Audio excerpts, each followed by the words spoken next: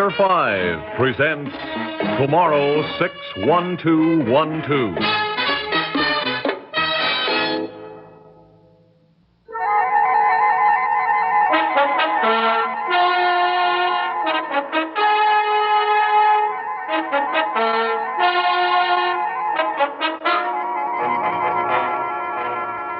I don't know if it really did happen.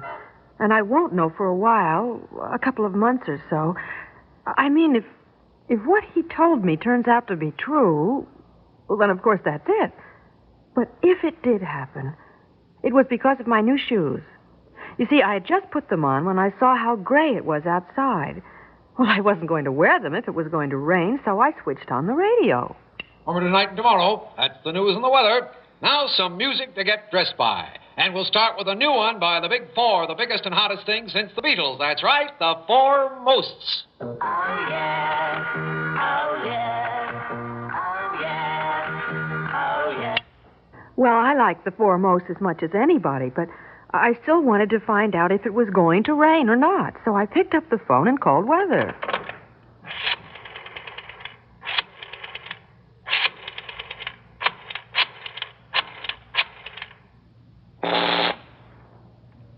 Weather for Zone 1, the greater metropolitan area from Boston to Washington. By order of the Weather Control Board, we will have rain for 2 hours this afternoon, beginning at 2 p.m. and continuing until approximately 4. Clearing will begin after 4. What? Weather for Zone Hello, 2, operator. the Bahamas Operator. and the Virgin Islands. Operator. Hurricane Gertrude has been successfully diverted, and the Caribbean complex can expect fair weather for the next few days. Weather for Zone 3, Great Britain and Western Europe. Oh, no.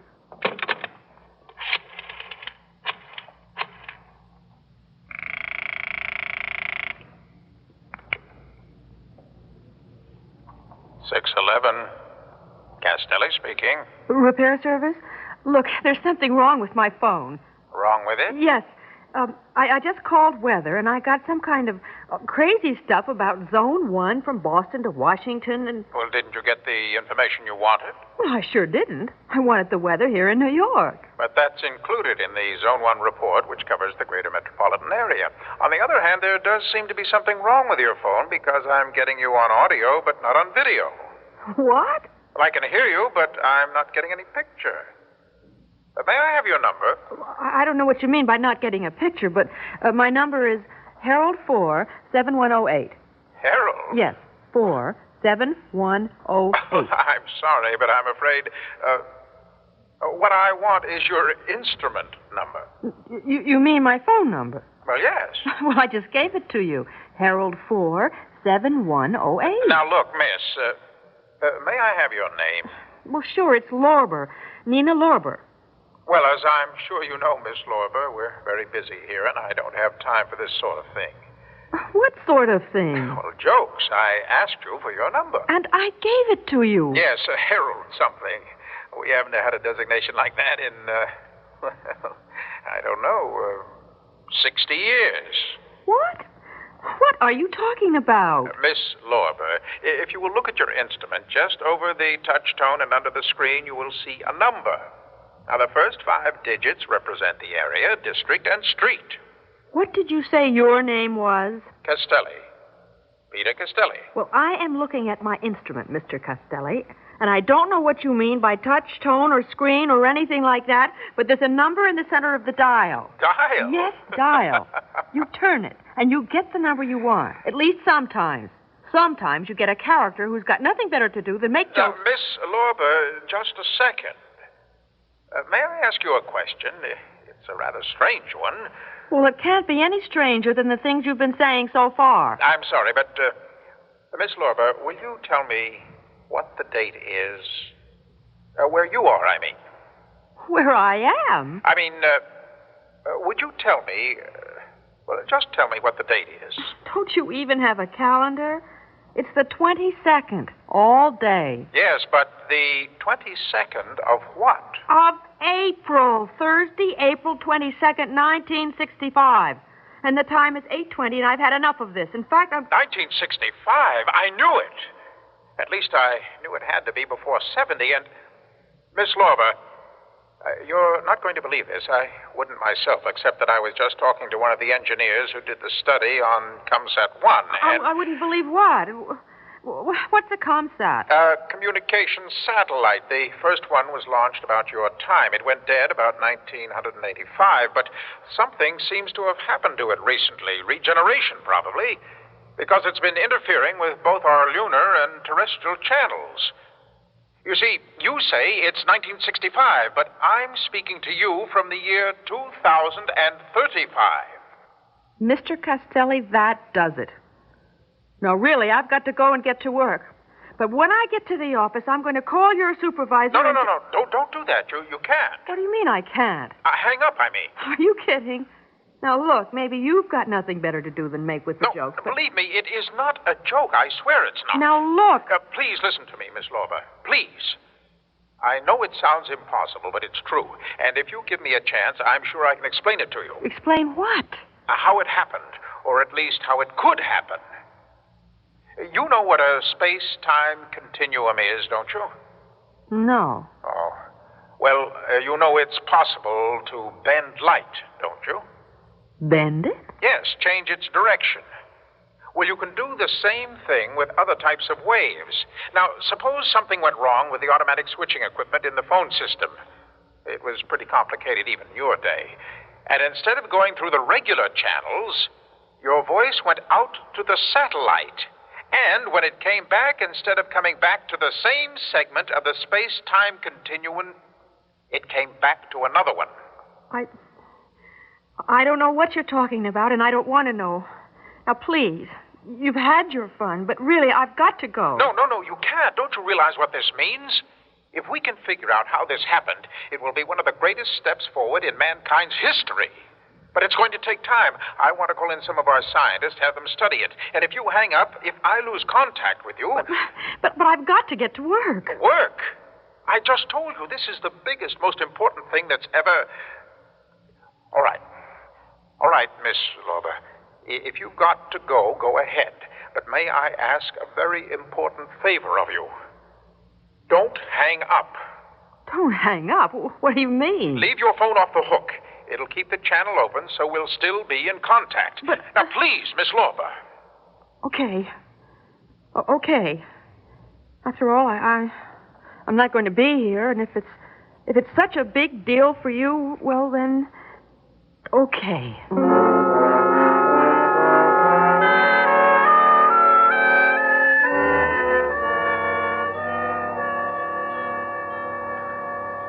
Don't you feel well, Nina? What? Well, you haven't touched your lunch. It's 20 after already. We've got to get back. Oh, yeah. Are you sure you're feeling okay, Nina? Yeah. Why do you ask? Well, I don't know. You've just been acting kind of funny all morning, like... Please, I'm fine. Well, as I was saying, okay, he's a great guy, and it's been a long time and all that, but why does it have to be on a Saturday night? What am I supposed to do, sit home and knit or something? If you've got to see him, why can't I come along? Or why can't we make it a double date? So Bill says no, that he's kind of shy, doesn't like girls very much, and... Who? This Johnny Hodges, his army friend who's coming down from Boston. Haven't you been listening? Oh, sure, of course I have. It's just, I didn't get his name, that's all. Oh. Well, I said, how come if you're such buddies then? Because you're not shy, not the way you were making a play for Dolores the other night. And he got mad, and I guess I did too, and, well, that was that. I see. Hey, he reads a lot of science fiction, doesn't he? Bill? All the time. But what's that got to do with it? Nothing. I was thinking of something else. Do you read much of it? Oh, some. After all, when you're going steady with someone, you ought to at least pretend you're interested in the same thing he is. And now, listen. Did you ever come across a story where somebody from the future gets in touch with somebody now, actually talks to them? You mean a time shift story? Is that what it's called? Yeah, you read them all the time. Either somebody from the future comes here, that's time travel, or somebody from here gets back into the future and comes back again. Why? Oh, I was just interested. I mean, well, do you think it's possible? Well, if it wasn't, the magazines wouldn't print them, would they? I mean, the least they can do is make sure of the facts. But how come you've got such a thing about science fiction all of a sudden? Well, I haven't got a thing about it. It's just that... Oh, Sally, I think maybe you were right before. I'm not feeling very well. Well, I knew it. The way you were acting in the office and now here. What is it, headache? Oh, something like that. Anyway, I don't think I'll go back with you. Will you tell Mrs. Libby? I think I'd better go right home.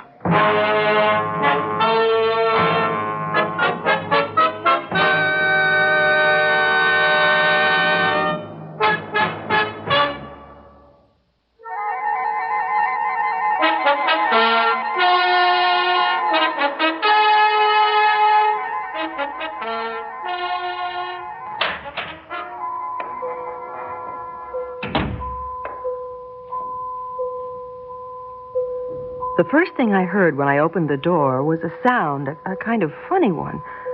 I didn't know what it was at first, but I finally realized it was coming from the phone. So I went over to it and...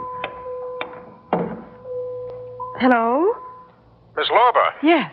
I can't tell you how glad I am that you're back. Well, I told you I had to get to work, but during lunchtime I got to thinking about it and, well, I finally decided maybe I should come home. Yes, we hoped you would. Now listen. Some of our leading scientists are here with me now, and they're in touch with a great many others. They've been working on this while you were away, trying to figure out exactly how it happened and what to do about it. How to put it to the best possible use. Oh, now, just a second. I came back, but that doesn't mean I really believe it. Believe what? That you're really speaking to me from the year 2000-something. That it's not just a gag. No. I told you that some of our scientists are here with me. Now, would you like to speak to one of them? One of our socio-psychologists, for instance? Well, why should I believe him any more than you? Can you prove that it's really true? Yes, we think we can. We hoped we wouldn't have to because we don't know how much time we have. You see, if ComSat 1 is involved in this and its orbit shifts or it turns even slightly on its axis, we'll lose contact with you. Look, I don't care. Please, if you can prove it, go ahead. All right. Now, do you know some young men, quite popular singers, we gather, called the Foremosts? Of course. Well, we checked the afternoon papers for the date you gave us, the 22nd, and the leading news concerned two of them, Ned and Jed. Each was secretly married last night in a double ceremony. What? But I just went by a newsstand and there was nothing about it. Oh, wait, just a second. Where are you going? Well, let me see if there's anything on the radio. With the 1:30 news. And girls, for some of you, the top of it's bad news. I began my first broadcast this morning with a new disc by the Foremosts. Well, two of them have gone the way of all flesh and are now out of circulation. Just before I went on the air, we got word that both Ned and Jed were secretly married last night in a double ceremony in their suite at the Belvedere. Of course, that still leaves Chet and Bunker, but your chances of ending up with a Foremost of your own has been cut in half and... Well, Miss Lorber? Okay. You called that one. But it still doesn't prove anything. What do you mean? Well, you could have just heard about it before I did. From another broadcaster or a friend or something. Couldn't you tell me something, well, like, more personal? Something about me, for instance, that no one else would know. Well, yes, of course we can tell you some things about yourself. We had your file sent up from the Bureau of Vital Statistics. Ready? Yes? Name? Nina May Lorber. Social Security number 10689847923. Born February 11th, 1940 in Tipton, New Jersey. Daughter of Henry J. Lorber and Martha Gussman. Educated Tipton Public and High School and the Dawson Secretarial School. Married June 24th to John Hodges. What? Well, it's all true up to there, but, well, I don't even know a John Hodges. Oh, I'm sorry, but that's what we have down here. Married to John Hodges of Boston. You're going to have 3 children. 2 boys and a girl. Boston? Wait a minute. Sally was just saying something at lunch, something about, a friend of her boyfriend who was down from Boston, and yes, I think his name was Hodges. Johnny Hodges. Well? Well, there's no way you could have known that. I didn't really remember it myself until... All right, I still don't understand it, how it could happen, but I believe you. I believe you that it is happening. Oh, thank heaven. Now, listen. As I said before, some of our leading scientists have been called in on this. Besides trying to determine how this time overlap came about so that they can duplicate the process. They've also been trying to decide what they can do for you. That is, what information they can pass on that will be of the most use to your contemporaries. And the consensus is that the most significant advance in the last 200 years is the universal field theory. Well, what's that? A theory that unifies the approach to every type of field. Not merely magnetic and electrical, but gravitational fields as well. Once you understand it, you'll be able to neutralize gravity as we can. Am I going to have to understand? No, Miss Lorber. We've been checking your journals, and we've discovered that, though he doesn't know it, one of your scientists is very close to the theory already. He happens to be a topologist. Topologist? He works in a specialized branch of mathematics that deals with spatial relations. His name is Dr. Menzies, and you can reach him at the Delta Foundation. Phone him and get him to come over here, and one of our scientists will talk to him. But what will I say to him? Tell him it concerns his paper in the June issue of the Journal of Topology. All right. All right. I don't know if I'll be able to do it. Get him to come, but I'll try.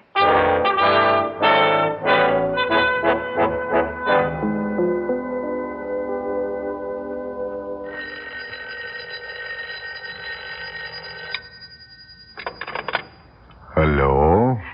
Dr. Menzies? Yes? This is Nina Lorber.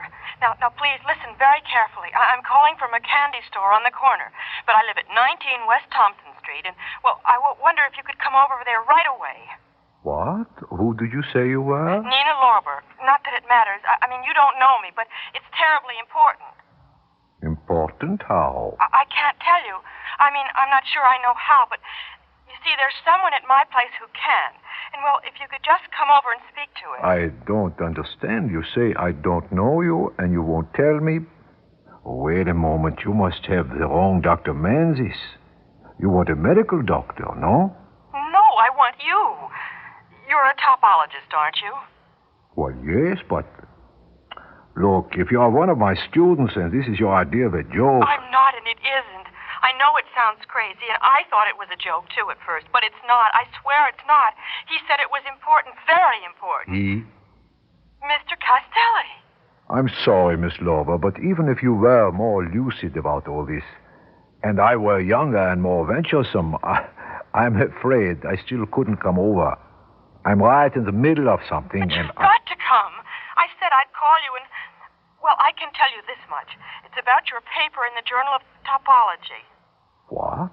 Which paper? I don't know, but it's in the June issue. But that is what I'm working on now. At least I promised them one, and it will probably appear. How did you know about it? He told me. Mr. Castelli. He said you were very close to something big, one of the most significant advances... Miss Lorber, I am probably the one who needs a doctor, a psychiatrist, but...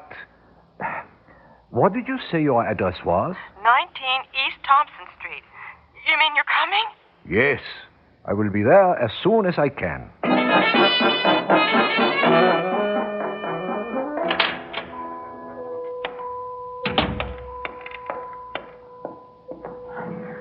Hello? Yes? Well, I got him. He's coming. Oh, good, Nina.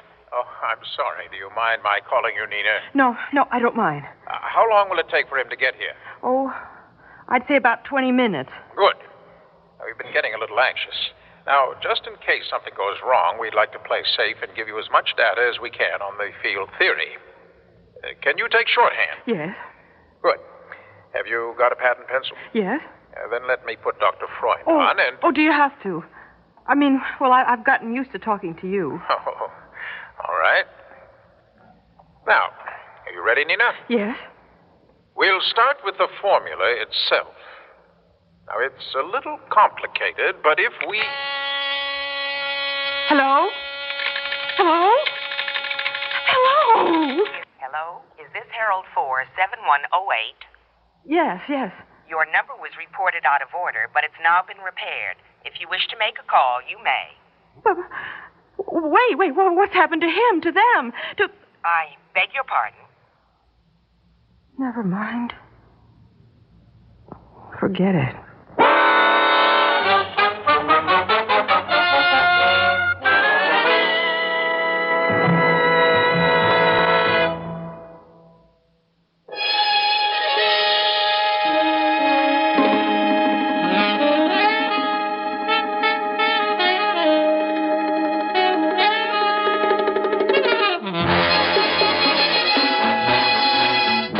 Theater 5 has presented Tomorrow 61212, written by Robert Newman and directed by Ted Bell.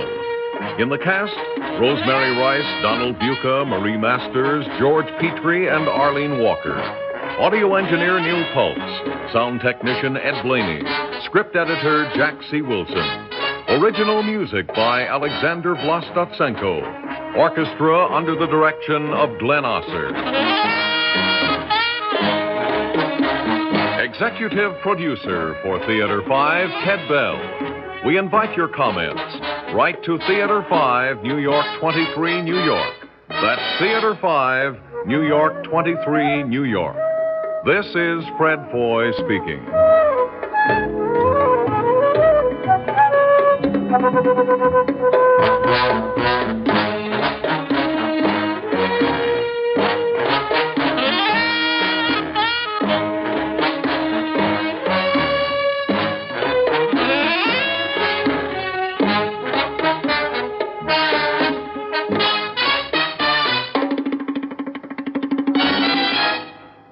This has been an ABC Radio Network production.